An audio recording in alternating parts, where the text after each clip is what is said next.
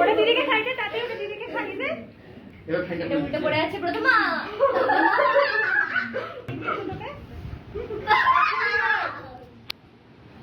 পুরো গালে লাগিয়ে দিলে। এই দেখো ওই ছবিটা আয় তোরে দিকা। এই সাইডে সরে যা। ছোটটা চাতক পাখির মতো তাকিয়ে আছে, ওর মুখে একটু দাও।